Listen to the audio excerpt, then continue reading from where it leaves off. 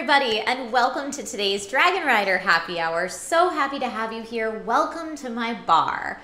Dragonrider Happy Hour is a weekly hangout where we discuss all the gaming news from the week, and we usually do that over a drink. The whole idea is that you're here, we're all hanging out together, winding down our work week and kicking off our weekend. Now, if you're just here for the gaming news and you want to skip to a specific chapter or topic, you can feel free to do that. I'll have this outlined in chapters just moments after the live stream ends, so feel free to check that out. Some of the topics that we're going to discuss today include PlayStation's most recent state of play. We got new information on Deathloop, and some other indies and some delays and releases, etc., including a Death Stranding Director's Cut.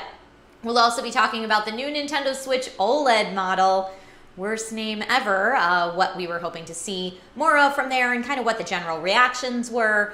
Assassin's Creed coming out with a new games as service type of title. We'll hear all the information on that, as well as Nacon Connect.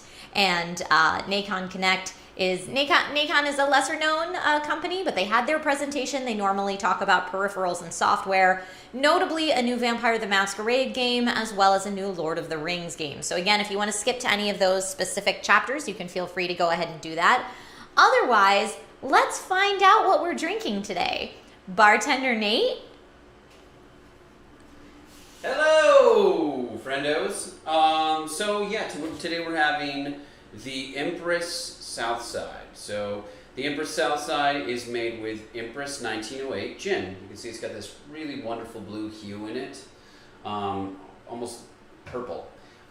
This gin is kind of fun because it actually changes colors whether you put lemon or lime in it. So this is the drink itself. It's gin, it's lime juice, simple syrup, and then it's just a splash of soda on top. It's garnished with mint leaves and dark cherries. It's incredibly refreshing. It's a great summer drink. I highly recommend this. And I love this gin. This is my first time using it. It makes really a fun, light drink that tastes delicious. So enjoy responsibly. And I'm taking this one. Great. All Cheers. Right. Happy Friday. Cheers. Here, This is a delicious drink, by the way. This is what we used during our July 4th celebrations. Bartender Nate made them for that. They're lovely and very refreshing. And yeah, they look so nice, right? Nate's got a cherry garnish in here and some mint.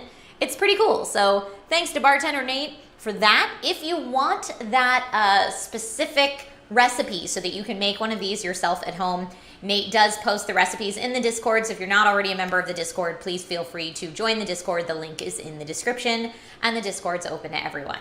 Huzzah! All right, let's check in and see how everybody's doing today.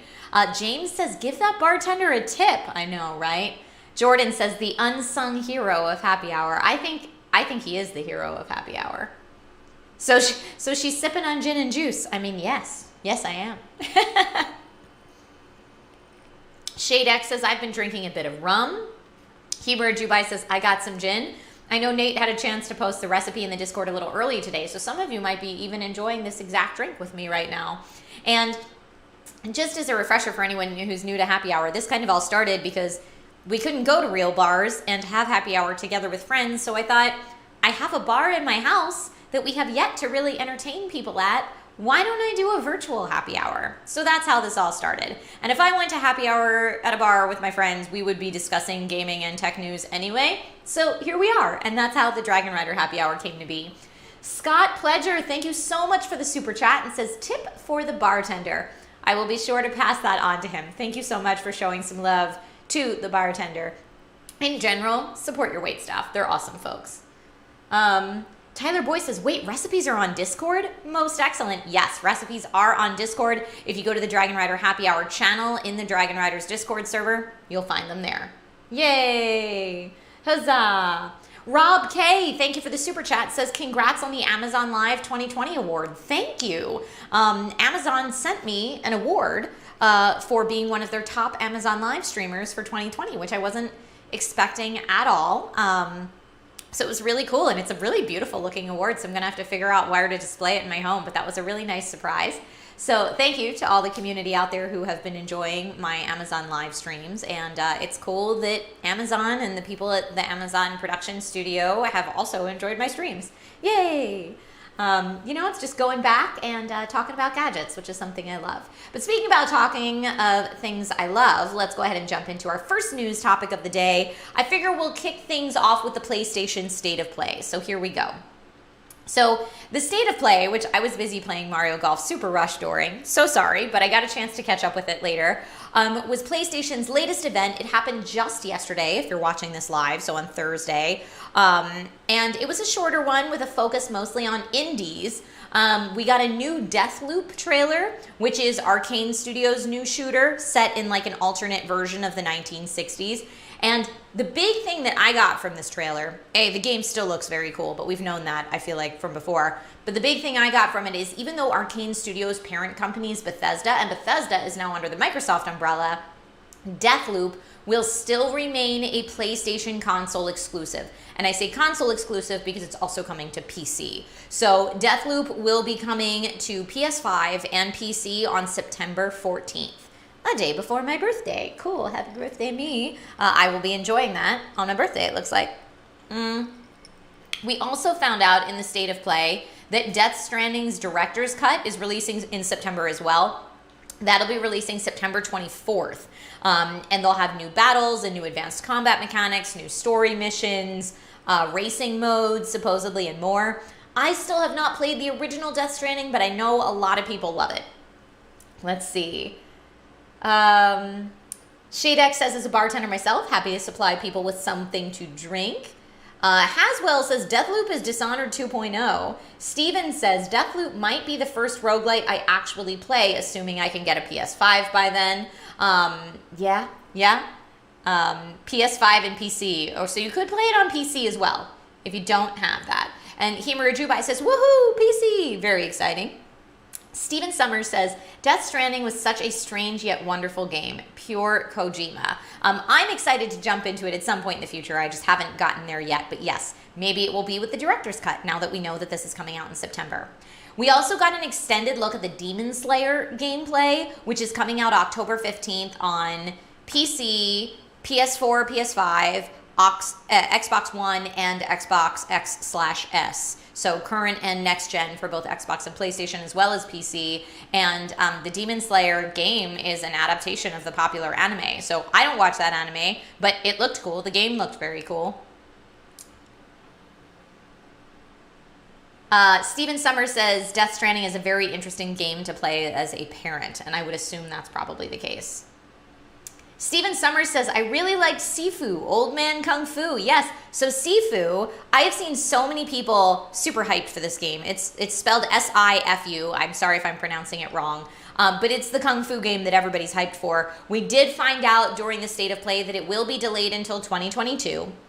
But that it's coming out on PlayStation 4 as well as PlayStation 5 and PC. So as a PC gamer, I'm excited about that. And yes, Sifu looks cool. We also got a new glimpse at Jet the Far Shore, which was not on my radar before this. It's developed by a small indie company called Super Brothers, and it looks a bit No Man's Sky-esque with a focus on spaceflight and on-foot exploration as well.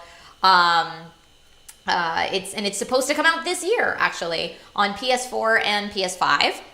So we saw that. We also saw more from Tribes of Midgard, which when I had seen that before, I was excited to see that. Tribes of Midgard released some new post-launch details. So it'll launch with the Wolf Saga season and will introduce a new rune system. There will also be special saga quests and season exclusive items, and it's going to release on PS4 and PS5 on July 27th. So right around the corner there. Beertastic Yogi agrees it totally gives off No Man's Sky vibes. The Jet game. Yeah, for sure. Tyler said, I'm worried that Horizon 2 and God of War 2 are getting delayed to 2022 as well, but at least we're confirmed to get more news about both games later this summer. Maybe? Let's see. And then there was a game called Arcade-Geddon. Arcade-Geddon looks to me very Fortnite-esque. And this game, it was the first time we had heard it, so it was just announced yesterday. And they were like, hey, check out this game. Also, it's available in early access starting right now. So it is available in early access. The full release of it is not set to be until 2022, I believe. But it's a multiplayer shooter that you can play either solo or 4-player co-op. So if that sounds like your thing, Definitely check that out as well. There were some announcements that that I'm not remembering right now. I know for PSVR fans, they showed off a sequel to the Moss game, Moss Book 2, I believe it's called, that looked pretty cool if you have a PSVR and want to check that out. There was no release date announced for it, and that's from Polyarc. So what did you think? My question to you guys, what did you think of the PlayStation State of Play? Did you watch it? I saw a lot of people's reactions online saying they felt very meh about it, but I mean, the stuff I just listed is a pretty good amount of stuff. And at least as far as Death Stranding and Deathloop are concerned, those are pretty anticipated titles. So what did you think? Beardtastic Yogi says, so hyped for more Moss. And Himura Jubai says, I am always down for co-op games. Let's see. Haswell says, God of War got delayed until 2022. I can't wait for Dying Light 2. Jordan puts out the obligatory still waiting on a PS5 post, which, yes, I totally understand, and I'm so sorry. People are getting them more and more, though. If you're diligent, they are coming. Get those alerts going so you know when they come back in stock and jump on it if you can.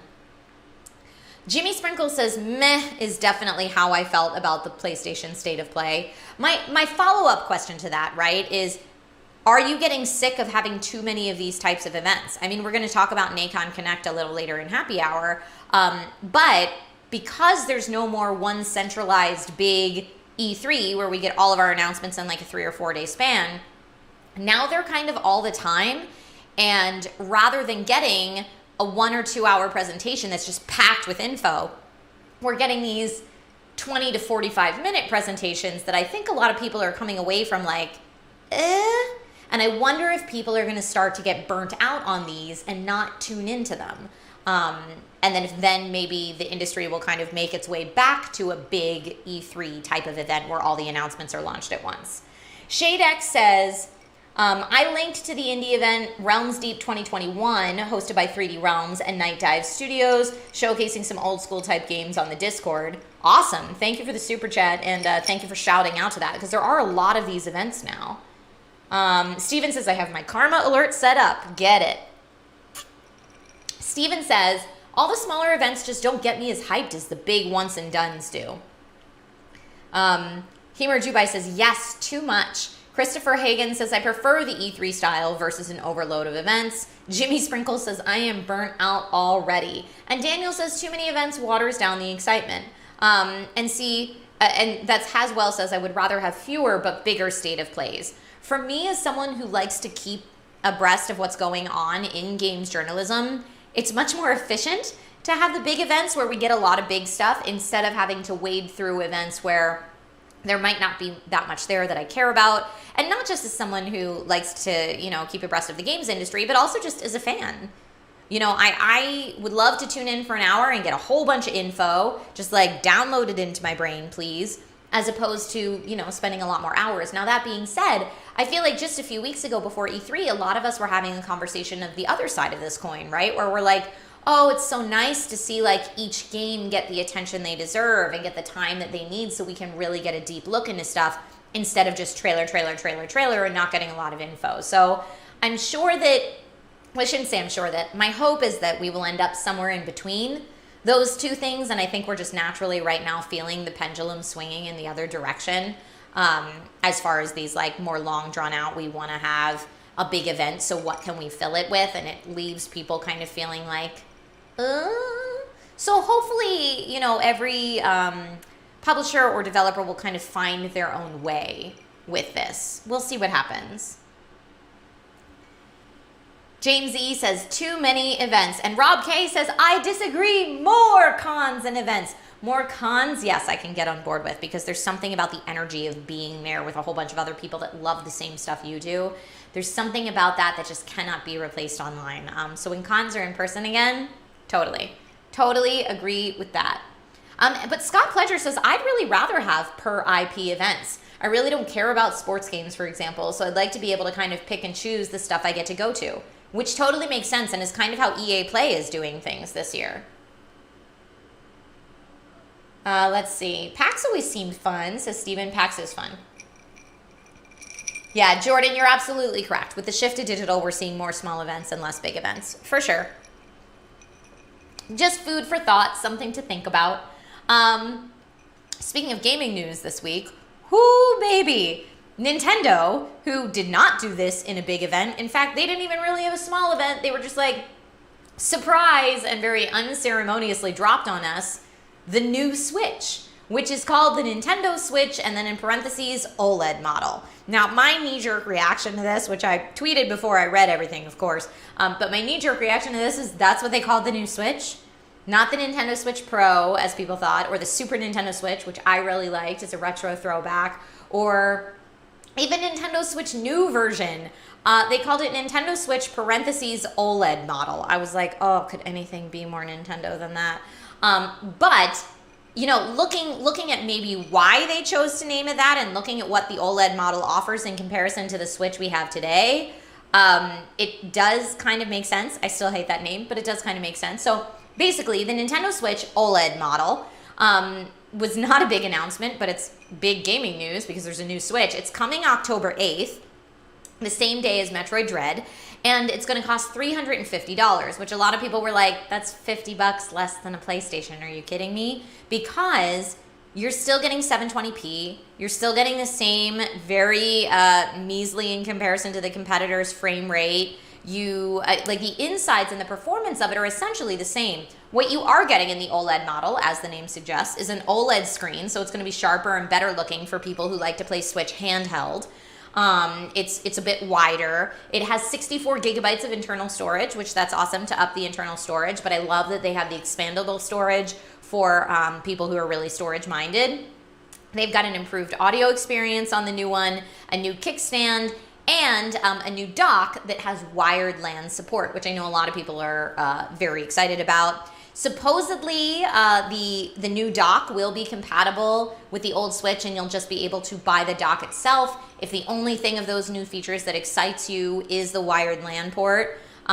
So you won't have to upgrade to the whole thing. But different people use their Switches in different ways, right? So if you're someone who always uses yours handheld, this is probably a really cool announcement for you. If you're someone who always uses yours docked, you're going to like that LAN port upgrade. But I think a lot of us were hoping for a better output resolution, right? Like maybe a 4K output resolution if you're a content creator. Most people don't really need the 4K though, which is kind of what a lot of the kickback was. So initially, I think everybody else's knee-jerk reactions on the internet were, oh man, no 4K, it's still 720p in handheld. There's no extra power or RAM or anything. Are you kidding me? Because we've had these rumors drop forever and ever and ever of what the new Switch Pro was gonna be. And this fell short of that. Now, a lot of my games industry friends are like, Nintendo has always done small incremental upgrades. This is nothing new. This is to be expected. You know, so everybody stop believing all these rumors that realistically, a lot of outlets put out there just for clickbait. So, I mean, there's a lot of sides to this. Let's see what everybody has to say. Oh, hey, Jenny's here. Hi, Jenny. ShadeX says, I'm not calling it Super Nintendo Switch either. Because it's not really a new console. Is that what you're saying? Sorry, the comments are going by so fast. The Switch O, a lot of people are calling it the Nintendo Switch O. That would have been better than OLED version for sure. Yeah, ShadeX says I'm not calling it Super Nintendo Switch either, as I'd reserve that for an actual Pro Spec Switch. Let's see. Himura Dubai says, I would rather pay for something that was 1080p and a handheld 1080p better, but there's just not enough for me to buy without replacing a broken Switch. Yeah, I mean, if you don't have a Switch now and you have the extra money to throw at the OLED model and that stuff's important to you, by all means. But for me, who has the regular Switch, I don't see a need to upgrade at this point in time. So I won't be upgrading for $350. I don't know if any of you are interested in that. Let's see. Yeah, Optimus Provost says, I'm fine with it. I have a Switch, so I don't have to spend money. Daniel Casabon, is giving us sipping the gin and juice lyrics. Because I am, yes. What was this called? An Empress something? Empress Supreme or something like that? Empress Surfside, maybe? It's in the Discord. I don't remember what it's called. Tyler Boy says, I don't even have a Switch. I'm happy with my current platforms. I like the Switch for travel. Handheld mode on the airplane or in a hotel when I'm on a business trip is amazing. And if you know, I was still traveling when I went to E3, I used to take the train in and out of downtown, and being able to play Switch on the train ride was killer. So those are the things I really like the Switch for, is really the portability. But if you're a Game Pass Ultimate subscriber, now you can just play games on your phone. So I guess you have that option there as well. Ooh, do not knock that over, Shish, with your gesturing. Don't do it. Dave Thompson, thank you for the super chat, says, off topic, but does Logan talk about wanting a pet? Not really at this point, but he may when he's older, to answer your question quickly. So yeah, I mean, I think a lot of us, again, in like very meh news, like carrying on from the State of Play, Nintendo Switch OLED model, I saw some people online that were like, take my money.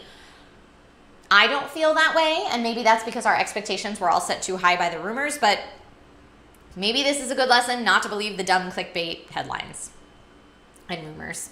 I don't know. Ramshambo 2001 says, only have a Switch Lite. Might trade it in for the new one. Kids are starting to get into gaming too. Would be nice to hook it up to a TV for them to play. Absolutely. And the Switch Lite, correct me if I'm wrong, but you can't really do multiplayer on a Switch Lite. So if you have multiple gamers in your household, upgrading to the new Switch might be the right call for you. Let's see.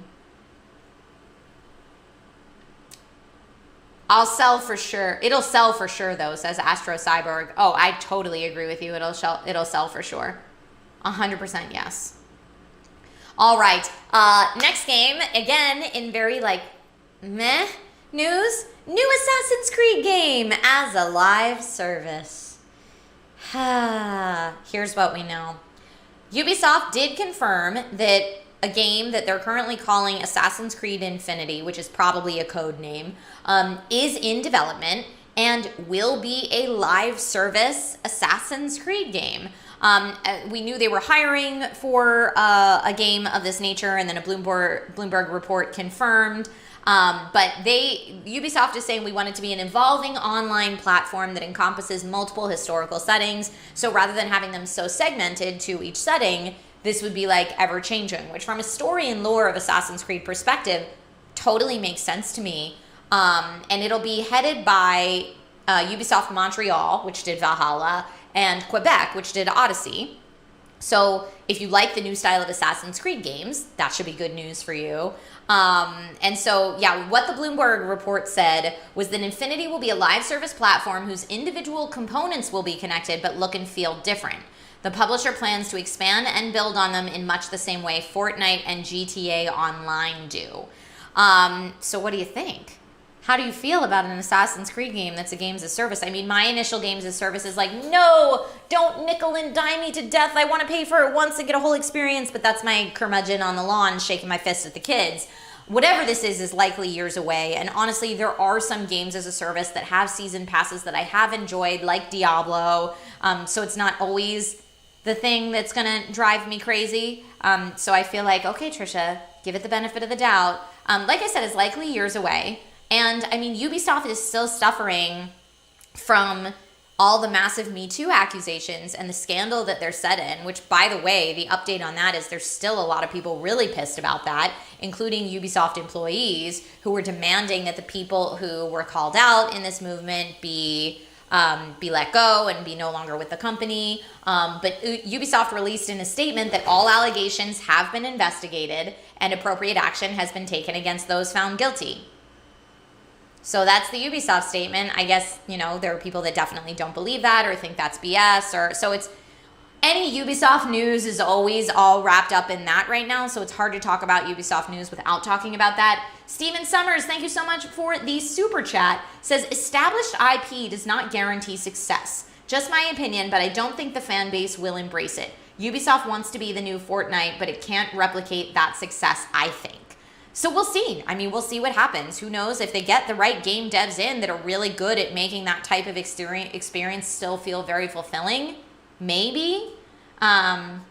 Christopher Hagen says the AC games have gotten so large in scale and stuff to do that, it's not possible to finish them unless you dedicate so many hours to them already. I'd rather take my time in between titles. They're so big. I didn't even come close to finishing Valhalla. Ooh, Aberthane with the zinger. Why don't they just go ahead and call their games Assassin's Greed? But I see what you did there. Christian Polson says, I think that's the opposite way of how you sell a game. At this point, the whole industry is just trolling us. You know I agree with you on that front, CP. For sure. Heber Dubai says, I don't know what I think about AC Online. And I mean, obviously, we're going to have to wait and get hands-on before we fully form any opinions, but it is fun to speculate at these early stages based on what we know. Sounds like when certain institutions investigate themselves, says, are we dead yet? And I agree with you wholeheartedly. Cami Ye says, I am over games as a service. Everything has to be a subscription these days. I am also over it, and as we've said before, you know, the games industry just keeps reporting that their games as a service are making astronomical amounts of money over games that are one-time. Weirdest freeze frame ever. And are we back? We're back. Okay, weirdest freeze frame ever, and we're back. Hopefully. Okay, sorry about that. My OBS just disconnected, but we're back in business now. She's back. Scott Pledger says, I really want Assassin's Creed to use the modern day Assassins versus Templars storyline to reinvent the games. That was the part of Assassin's Creed that I felt had the most potential.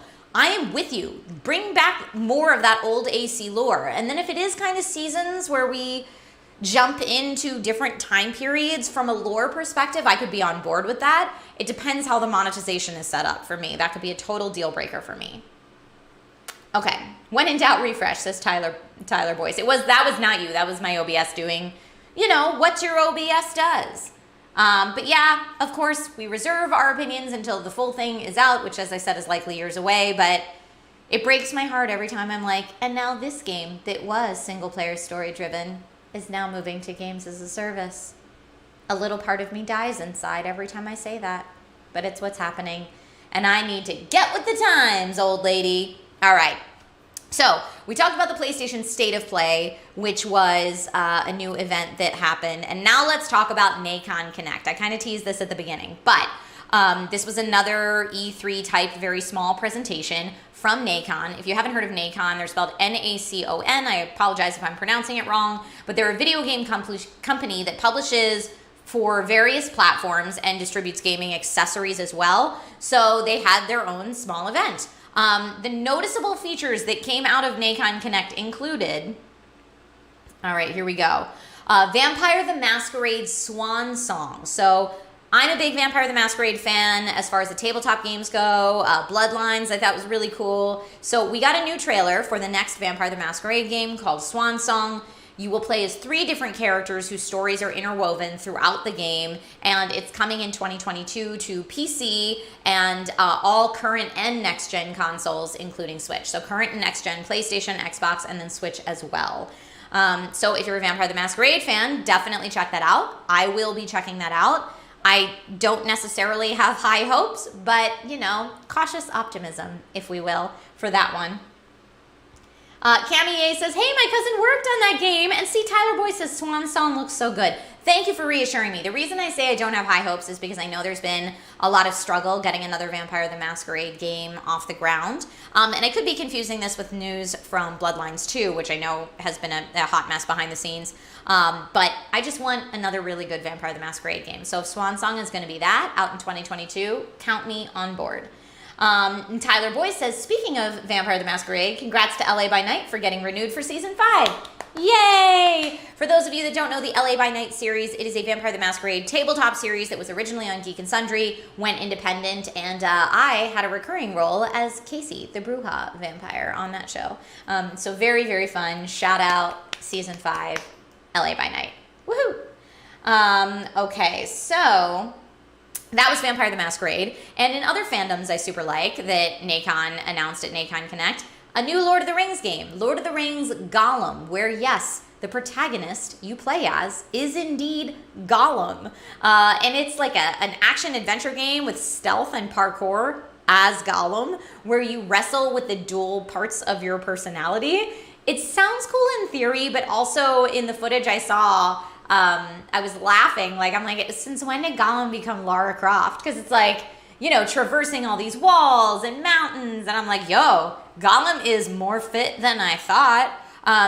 Either way, it's coming out fall 2022 for PC and current and next-gen Xbox and PlayStation.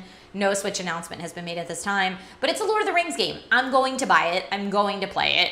Even if it's not good, I'm going to because it's Lord of the Rings. Slinking around a cave simulator, says Beardtastic Yogi. Yes, that's what it looks like. That's what it looks like. Let's see. You guys are laughing. Endgame is melting in a pool of lava, says Kelly. I mean, who knows? I don't know what the end goal is. Like, are you chasing Frodo and Sam? I don't know. I don't know what you're doing in that game. But it made me laugh because I was like, out of all the Lord of the Rings characters, Gollum is the one that we have a game on. I mean, I guess Gollum's a more popular, recognizable character, but there's so many more interesting stories to be told. Like, we already kind of know Gollum's. You know what? I'm gonna take that back. I feel like I'm being a little extra critical today, and I'm just gonna rewind that and step that back. Like I said, I'm gonna buy this game and play it anyway, so we'll see. But are there any other Lord of the Rings characters you would like to see a game based around? Let me know. Getting bullied by Sam mini games. Took it home to Jenny, says playing as Gollum in the Lego Lord of the Rings was fun, but I doubt it would be sustainable for a whole game.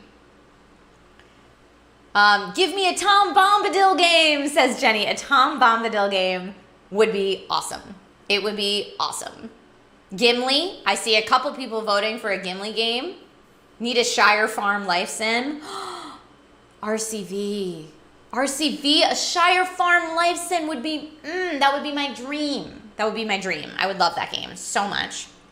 So much. Gandalf, young Aragorn, Legolas, these would all be great. CP says, I want more critical shish, and Daniel says it's the gin and juice talking. I mean, maybe Empress Surfside or whatever this is called. I want a Silmarillion game. Oh, I just hope it's more interesting than the Silmarillion. Again, snarky shish today. Hilarious. But yes, you could really do a game on Aragorn's life alone, for sure.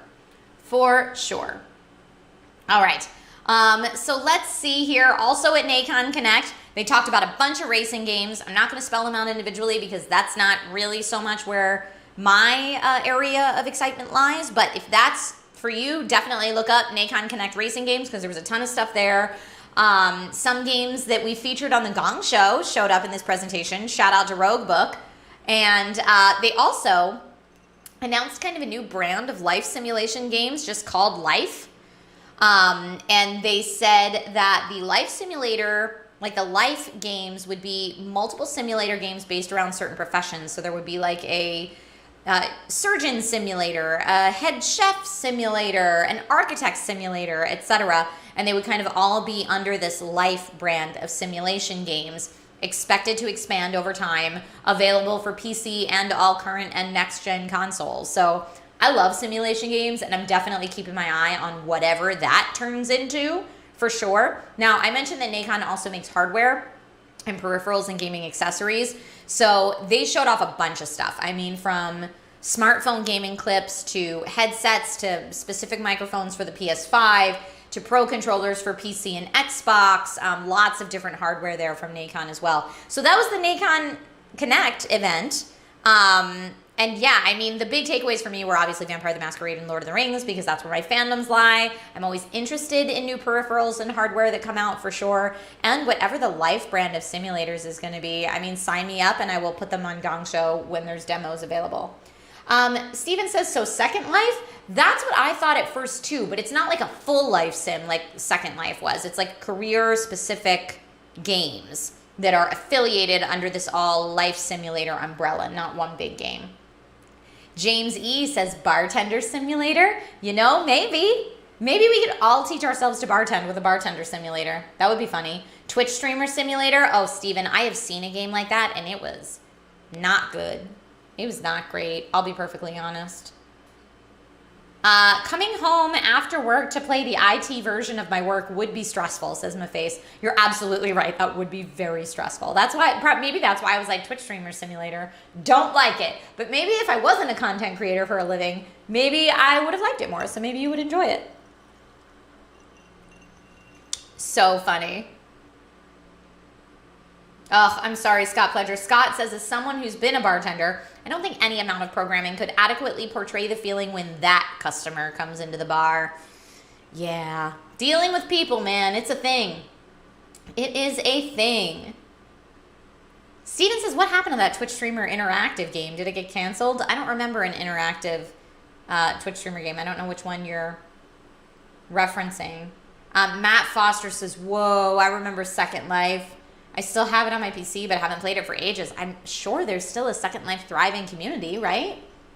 The big thing I remember about Second Life, especially when it first hit, was that everyone was like, oh, but you can make real money on this. That was like the big thing for all games, like Sims Online, Second Life, like, but you can start an in-game business and make tons of real life money, and people will just pay you into your PayPal or whatever. But it took just as much work to start up an online business in the game as it did to start up a business outside of the game. So just start up a real life business to make real money. I don't know. You do you. But it was very funny to me at the time. Oh, hey, Eric. How are you? Says, love last year when you played Final Fantasy VII Remake. Are you going to play Final Fantasy VII Remake Intergrade? Yes. When I get through Horizon Zero Dawn, you bet your buttons I'm going to play Intergrade, for sure. I'm sure Slashdot is still shilling articles about Second Life, says Cammy. Yeah, you're hilarious. Hilarious. Catnip Ninja says, yeah, Second Life was the first game I heard of where you could make money. I mean, for real. For real. But, I mean, I guess when you're young and you can't start your own business because you're too young, but you can in a game, that's kind of a cool idea and alternative. Maybe that's why it was so appealing to people. Anyway, other news that I had that like wasn't big enough for a full description or a full discussion, but I was like, hey, let's just do some quick hits. This was funny. Sony tweeted out a PlayStation ad and then quickly deleted it because everyone on Twitter noticed the PlayStation was upside down. It was displayed horizontally, but instead of the disk drive being at the bottom, the disk drive was on the top. Now, if you were using the PlayStation 5 little like mount that it goes with, this would never be possible, so they weren't using the mount, obviously, and whoever the art director was for the commercial just didn't know. And it wouldn't normally matter because you can kind of display the PlayStation whichever way you want, but you would have had to insert the discs upside down if it was displayed that way. So anyway, when everyone on Twitter was like, yo, that's upside down, Sony quickly deleted the ad. So sad because they probably spent so much money on that ad. Like maybe they can just re-edit it and take out that one shot, but they probably can't reshoot that one shot. I don't know. It was very funny to me. As someone that like produces content around video game stuff, that's such an easy mistake to make, but it is funny when it like comes from the tippity top because you just don't expect to see it. Also, we've got news on Dark Souls 3 for any Dark Souls 3 fans out there. Dark Souls 3 now runs at 60 frames per second on Xbox Series X and S, and there's a free upgrade. So you can free upgrade right now if you want to do that. And then Microsoft did say, though, that if you do the free update, make sure to reboot your Xbox Series X or S afterwards before you play the game. So yeah, those were the quick hits on news. Let's see. Was that PlayStation designed by CD Projekt Red? Ooh, sick burn, Ridian Morgan. Marketing, not knowing the product, GG, says RCV. And you know what? It might not even have been marketing, although I imagine that ad went under multiple rounds of review before it got released. It could have just been something as simple as like the person that was hired on that crew to be set decorator, which is the person who designs how the living room looks, you know, etc., that they're filming in and puts all the props in place on set. That person's like career for a living is probably making really pretty looking living rooms for film. They might not have any idea about gaming at all. So if someone just handed them this PlayStation and said, make it look nice in the room, okay. Now that being said, this also means the person who's like lining up the shot didn't really know. The person lighting the shot didn't really know. The people editing the footage, and maybe some of these people did know and brought it up and were told it's not a big deal. I don't know. But from that perspective, as someone who does create content, like I said, it's such an easy mistake to make if you've hired someone whose whole career centers around making a beautiful living room on set, not gaming. You can see how it would happen. But yeah, it had to get through a whole lot of eyeballs, I'm sure, because I'm sure higher-ups had to review it before it was released, you know? It's just very funny. They could have maybe flipped the shot in editing or something, says Jenny. Well, it was laying this way, so it was like sitting on a table this way, but upside down. They would have had to flip the whole thing for it to be right. Yeah, it was very, very funny. Although Harney 1987 says, to be fair, the disk drive is normally on the upper side of the console for PlayStation. I mean, it also just goes to show kind of how confusing of a design the PlayStation 5 is. How confusing and kind of awkward looking it is. That it really confused everybody. Mistakes were made. But Beer-tastic Yogi, you're right. It is a very key thing for the product to be standing up in the right direction, for sure. Maybe they misplaced the stand for it. Maybe. Yeah, and again, you could see how on like a whole set, that might be something that's easy to happen with a stand that's this big. But anyway, it was just kind of funny news for the week. So thank you, everybody, so much for joining me for happy hour today. Huzzah! It's been amazing to hang out with you. You know how much I enjoy it, so thank you so much. When we last left off playing Horizon Zero Dawn on stream yesterday, I was at a very like intense part where we just got like a bunch of new info dropped, and there was no save point. So I paused it and put the PS5 in rest mode. Let's hope that that it doesn't reset back to the last save point by the time I pick it up again. But that being said, my next scheduled stream, whether it'll pick up right where we left off or I'll have to do some backtracking, is going to be Sunday morning for the Sunday morning stream. If I can talk Nate into streaming some It Takes Two tonight, maybe, we'll see. We'll see how we're both feeling. But if I can talk Nate into some more It Takes Two in a surprise stream, I will let you know in the Discord for sure.